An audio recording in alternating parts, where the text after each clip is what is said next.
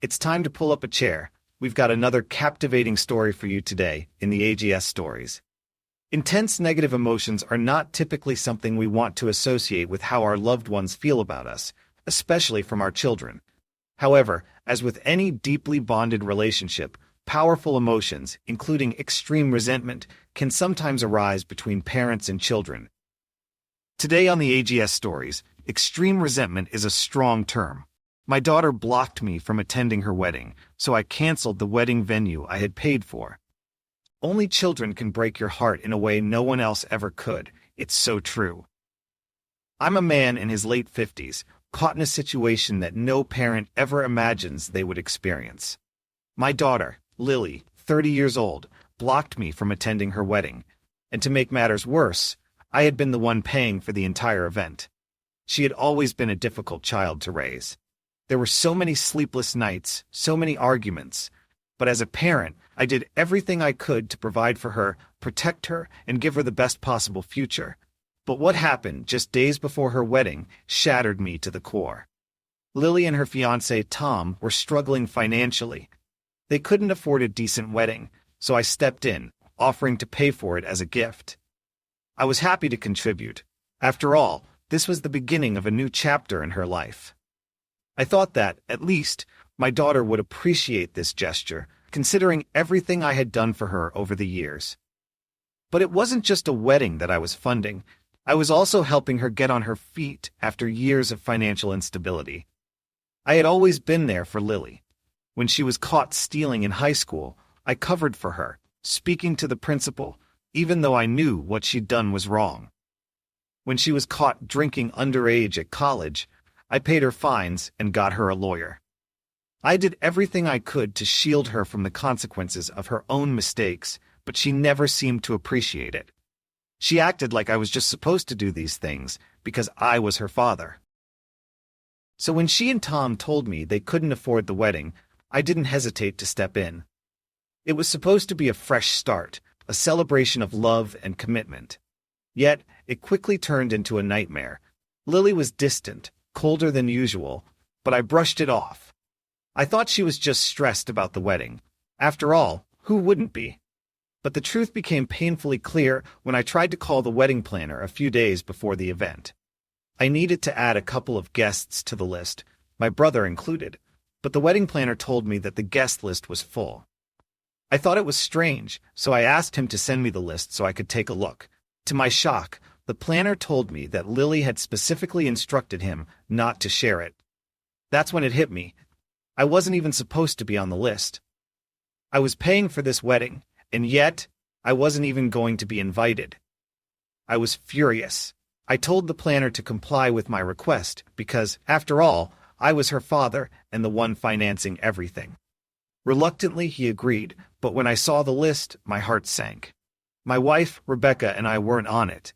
I tried to reason with the planner again, but he insisted that Lily had ordered him not to include our names. When I demanded proof, he reluctantly shared an email exchange between Lily and him. To my horror, it wasn't just our names missing. Lily had also instructed security to prevent us from entering the venue. Can you imagine how heart-wrenching it was to realize that your own child, the one you raised and sacrificed for, could go so far as to keep you from her wedding? I called Lily in a rage, but her phone went straight to voicemail. She was out at her bachelorette party, and I left a message telling her to call me back. She didn't. Not that day, not the next. I showed up at her apartment the day before the wedding, hoping to confront her. When I arrived, she told me she was too busy with wedding preparations to meet. I insisted, but she wouldn't budge. At that point, the wedding planner had already told her I knew about the guest list, and that's why she was avoiding me. I had had enough. I needed an explanation. When I confronted her, her response was cold and dismissive. "Good for you," she said. "You don't have to waste your time traveling to the venue. I'll send you the photos of the wedding if I have time." I couldn't believe it. There was no remorse, no apology, no sign that she cared. My anger boiled over, but I broke down in tears. I had tried so hard all these years to do right by her, but it seemed like none of it mattered. I asked her what I had done wrong, why she was treating me this way. And her response, "You always wronged me," she said. First, by forcing that woman, my second wife Rebecca, into my life, then by always taking her side, no matter what. You never defended me when I needed you to. She went on to accuse me of failing her, even though I had always done everything in my power to protect her. The truth was, Lily had never been an easy child. She had caused trouble in our family more times than I could count. There was the time she was caught with drugs in high school. I had to step in to prevent her from being expelled. She had a history of rebellion, and I had always been there for her, trying to shield her from the consequences of her actions. But she never seemed to appreciate it. When I reminded her that I was paying for her wedding, she snapped back, "You're not doing me any favors. You owe me this." That was the last straw. I snapped. "I don't owe you anything," I shouted. "I've done enough for you. You're the one who cut me out of your life. This is my gift to you, and you're treating me like this?" She told me to leave, and that she didn't have time for my emotional drama. I walked out of her apartment, my heart broken. I went home, feeling like a failure. Rebecca, my second wife, was there. She's a kind-hearted, forgiving woman, but when she saw how devastated I was, her anger flared up. For the first time, she encouraged me to do something about it. "We can't let her treat us like this," she said. "We've given so much, and now she's taking everything for granted." It hit me. I had done enough for Lily. I didn't deserve this. I decided to teach her a lesson. I canceled all the wedding arrangements. Sure, I'd lose money, but that didn't matter. This was about more than money. I wasn't going to let her walk all over me any longer.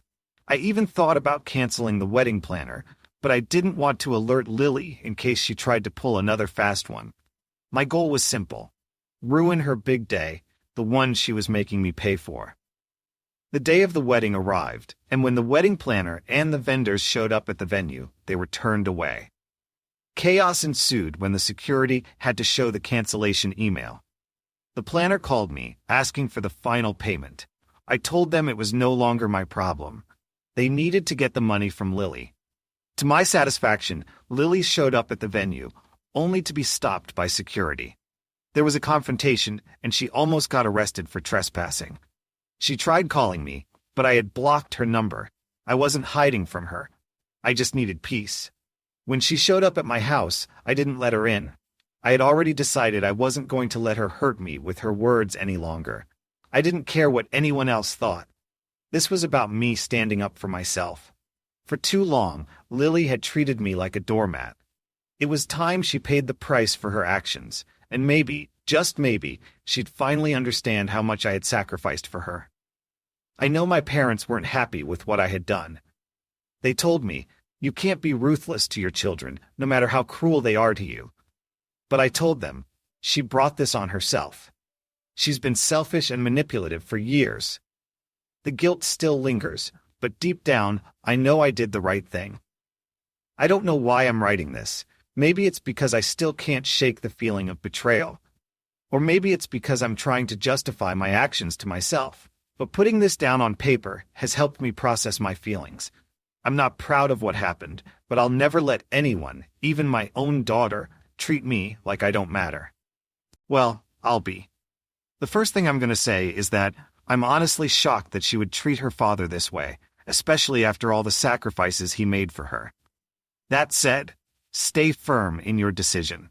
No compromises. She needs to face the consequences of her actions and learn that there are real-world consequences for disrespecting those who care for you. It's time she learns that love is not unconditional if there's no appreciation or gratitude. That's just odd. Anyways, what do you guys think about this whole thing? Or what would you do if you were in OP's shoes? Let me know in the comment section. And now, let's move on to the community comments to see what they said. John Smith says, "I can't believe how disrespectful Lily was to her father, especially after all he did for her. It's heartbreaking to think that a parent's love and support can be so easily taken for granted. I understand the father's decision to cancel everything. Sometimes tough love is the only way to teach a lesson. Parents shouldn't be treated like doormats, and I hope Lily realizes the cost of her actions." Emily Johnson says, "As a parent myself, I can totally understand where the father is coming from. It's painful to see your child turn their back on you, especially after all the sacrifices you've made. But I think the dad did the right thing. It's important for children to learn gratitude and respect, and sometimes they need a wake-up call to understand the consequences of their behavior. Michael Brown says, "This story really struck a chord with me. I can't believe how far Lily went to cut her dad out of her life, despite all the help he provided. It's so disappointing to see that level of entitlement."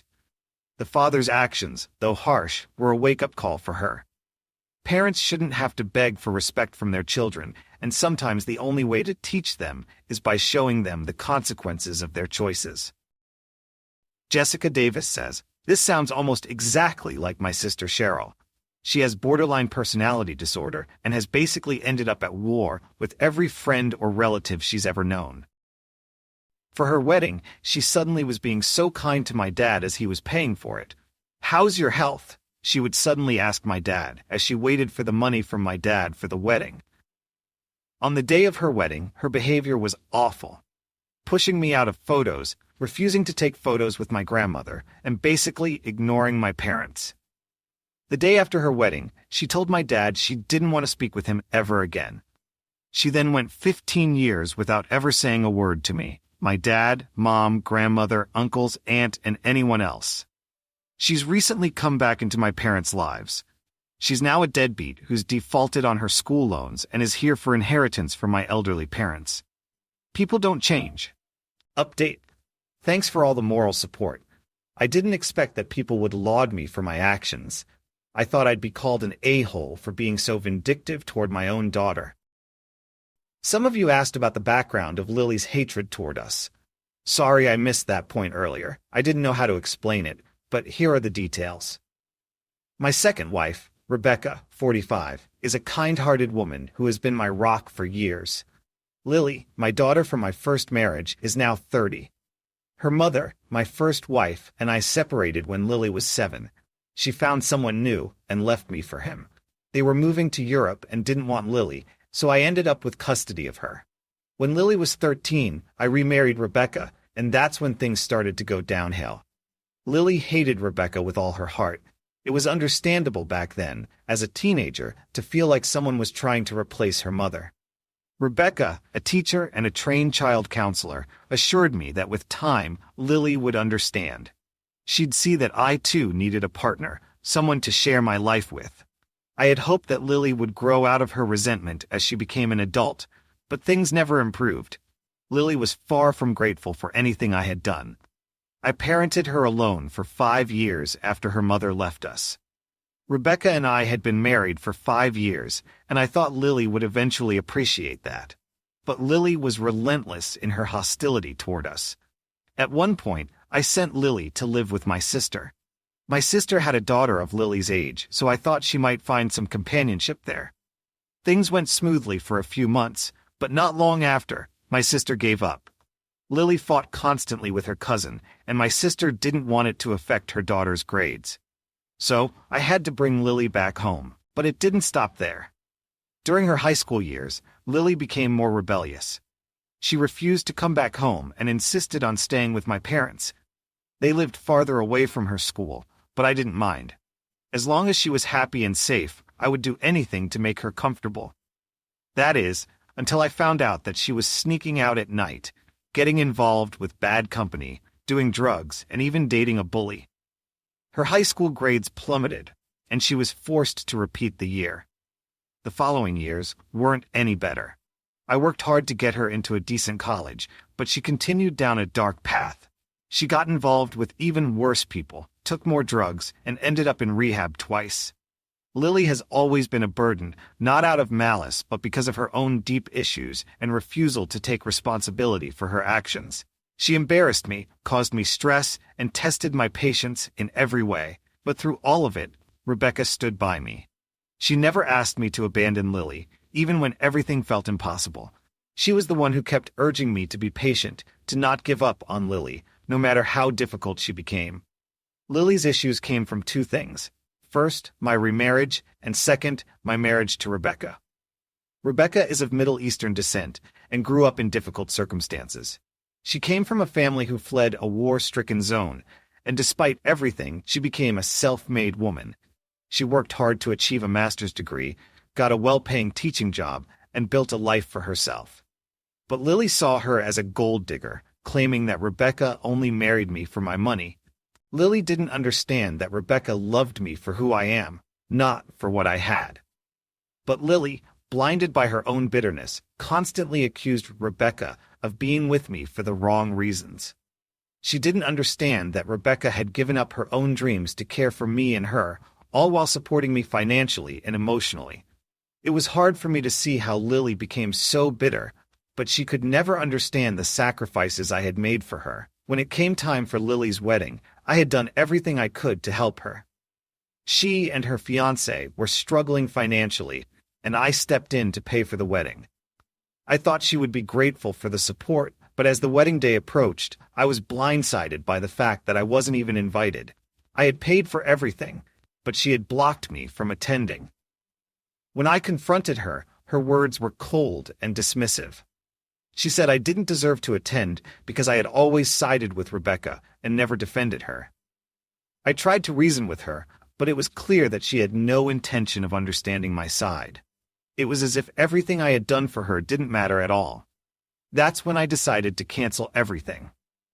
I knew it was harsh, but after all the years of mistreatment and disrespect, I had to make a stand.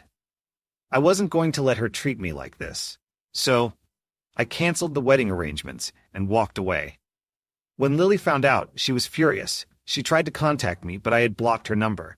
She came to my house, but I refused to let her in. I couldn't let her manipulate me anymore. My parents, who had been on her side for so long, finally understood why I had done it. They admitted that I had been right all along. Lily tried to play the victim, accusing me of ruining her life, but deep down, I knew I had done the right thing. I couldn't allow her to hurt me or Rebecca any longer.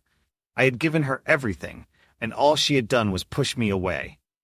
I don't know what Lily is doing now, but I'm no longer in contact with her. She has her own life to live, and if she ever realizes the sacrifices I made, it will be too late.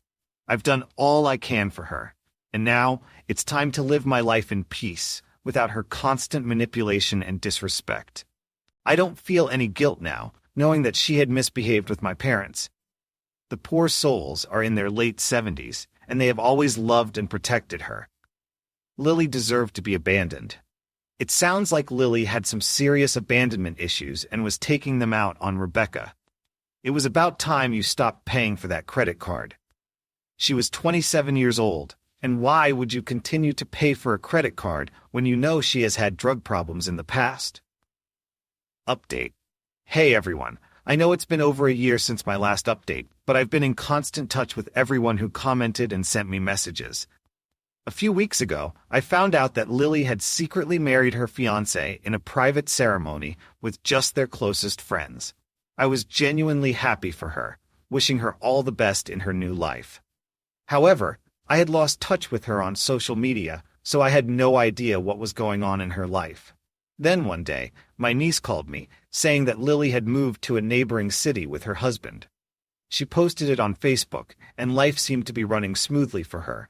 But just a week ago, I got a call from an unknown number, and to my surprise, it was Matt, Lily's husband. My heart skipped a beat. What could this mean? I feared the worst. Was something wrong with Lily? Matt reassured me that Lily was fine, but that she wanted to meet me in person. The whole situation caught me off guard. I asked him why, but he insisted on telling me in person. He said he was in town and wanted to meet for dinner if I was free. I agreed, secretly hoping this was an opportunity to reconcile with Lily. Maybe she was ready to make amends, but was too ashamed to face me directly, so Matt was acting as the middleman. I went to meet him with high hopes. After all, I'm her father. But to my dismay, when I arrived, Matt was there alone. I asked him about Lily, and he said he didn't know where she was. My heart sank. I asked if something had happened to her. Was she all right? Matt then dropped a bombshell. He told me that they were separated. Matt opened up about their troubled marriage. He explained that Lily had serious anger issues and would often lash out at him, throwing things around the house and destroying property, even over small arguments. He tried to tolerate it for as long as he could, but things escalated to the point where he couldn't take it anymore. They had separated. Matt also shared something I hadn't expected. Lily had deep psychological issues and had a habit of blaming others for everything that went wrong in her life. She constantly fought with him about their decision to move to a new city for his career. Despite the fact that she got a similar paying job in that city, she couldn't let go of her anger for being uprooted from her hometown. There was more. Matt told me something that hit me hard. He had witnessed Lily's cruelty towards me, Rebecca, and even my parents, but he never intervened. He admitted that he had been manipulated by Lily, turning him against us. He confessed that by ignoring all the red flags, he had brought misery onto himself. I assured him it wasn't his fault. Lily was the one at fault. But maybe, just maybe, I too was responsible because I hadn't raised her properly. I felt for Matt, given everything he had gone through with Lily, and I even apologized to him for all the pain he had suffered because of her. But then, Matt asked me for one last favor. He said Lily had been struggling since their separation. She was begging him to take her back, but he had fallen out of love with her after enduring all her abuse. Despite this, he still wished well for her. Matt asked if I could reach out to Lily and offer her some support during this difficult time. He said she had lost all her friends due to her volatile temper and that she literally had no one left in her life. She had pushed everyone away. Matt suggested that I take Lily to therapy or something. I told him I wished I could, but I knew Lily wouldn't let me near her. She had built up such walls over the years that I couldn't break through. Matt and I understood each other's positions. We both wanted to help Lily, but the reality was, if she didn't want help, there was nothing we could do. But still, I couldn't shake the feeling that I needed to try. So, I went to meet Lily. The moment I arrived, I knew things weren't going to be easy. She was furious. It was like opening the floodgates to years of pent-up rage. Even though I came alone, I didn't want Rebecca to witness Lily's wrath.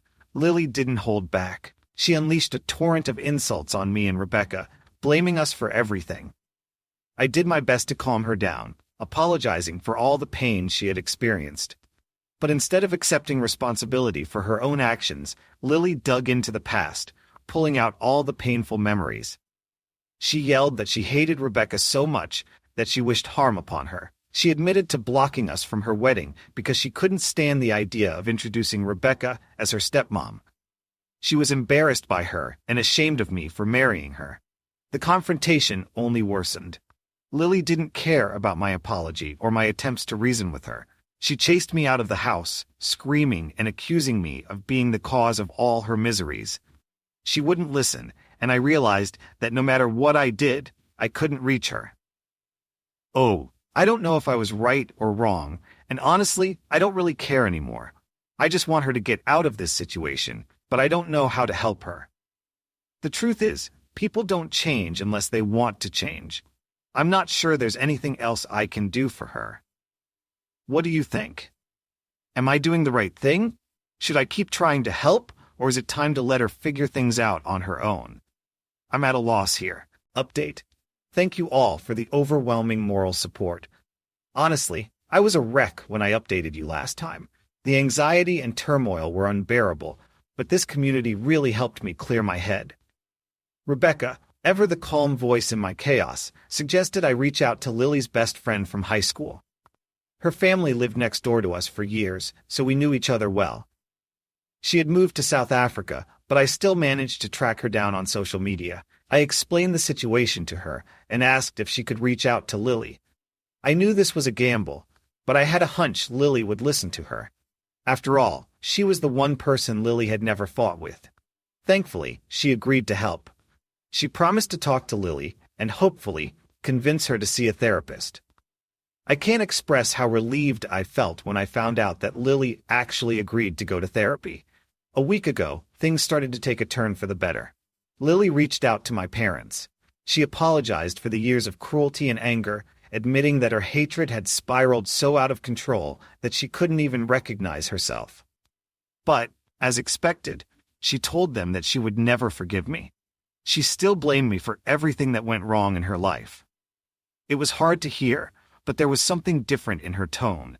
an acceptance of responsibility, even if she couldn't fully let go of the anger. I don't despise her anymore. I used to wonder how things went so wrong, but now I realize that sometimes, no matter how hard you try, you can't fix everything. I still wish her a good life, even if I'm no longer a part of it. As I reflect on all of this, I think no father should ever have to endure this kind of pain, when your own child can hate you so deeply to the point of completely shutting you out. But at least now, I know I tried everything. Maybe that's enough. You've done all you can, OP. You've supported her through thick and thin. Now Lily needs to learn to stand on her own 2 feet. I'm sorry she's treating you and Rebecca this way. Hopefully, therapy will help her come to some conclusions. She doesn't hate you, OP. She's just carrying a lot of unresolved anger towards her mother for leaving her. Lily has been holding on to these feelings for a long time. What do you think? What would you have done if your child treated you this way? Thank you for following along today. Before you go, be sure to like, subscribe, and hit that notification bell. If you have something to share regarding today's content, we'd love to hear it. Until next time, stay tuned for more AGS stories.